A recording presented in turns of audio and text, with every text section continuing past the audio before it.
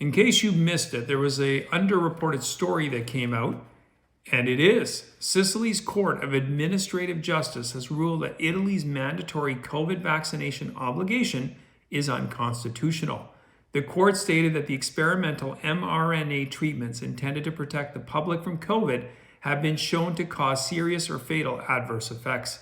The court explains that even if such fatalities are rare, a single death is enough to render the mandate unconstitutional. The court has now forwarded the case to the Constitutional Court concerning the unconstitutionality of mandatory vaccination imposed, in this specific case, on the medical staff.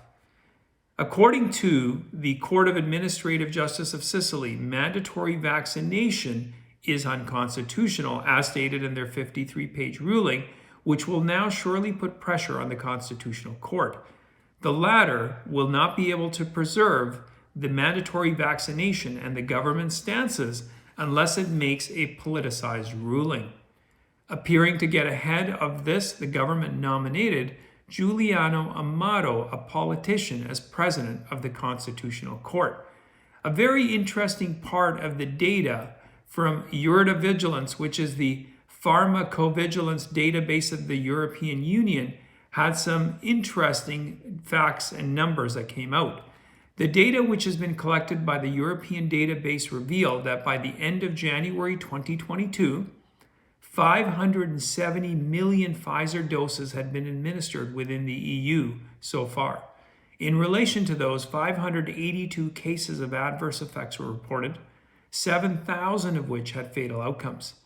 That was Pfizer. As for AstraZeneca, among 69 million doses, 244,000 cases of adverse effects were reported, 1,447 of which had a fatal outcome.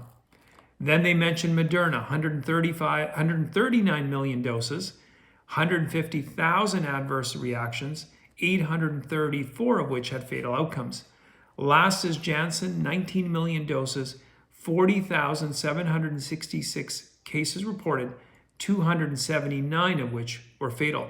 Now, as we've mentioned, there was a lot of adverse effects reported, and of course, not all of them were serious, some truly were mild. However, there is no doubt that some of the effects of this have been linked to, these adverse effects have been linked to disability, and in some cases, ultimately, death.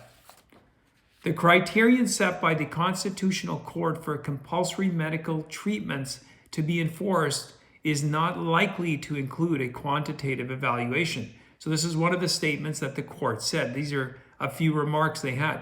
So the lawfulness of a mandatory vaccination is to be excluded if it uses products whose effects on the vaccinated patient's health exceed the threshold of normal tolerability, which cannot include the risk of serious or fatal adverse effects, even if these are a small portion in relation to the vaccinated population.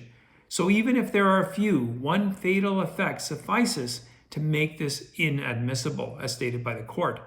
And even in the case we accept the risk of, albeit rare, fatal adverse effects, this criterion would have sensitive ethical implications.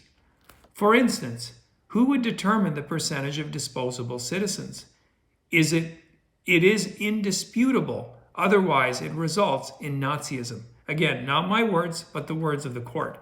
It would certainly appear that the data is indisputable. If the Constitutional Court rules against this judgment, one can only conclude that its members serve political masters, not the citizens of Italy.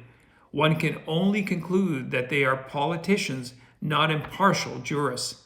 A fair and impartial jurist cannot help but arrive at the same conclusion as this ruling. If the members of the court rule differently, it means they are not ignorant of the facts, but willfully ignorant of their duties and responsibilities. Anyways, thanks for watching. I do appreciate it. Please post any comments you have in the comment section.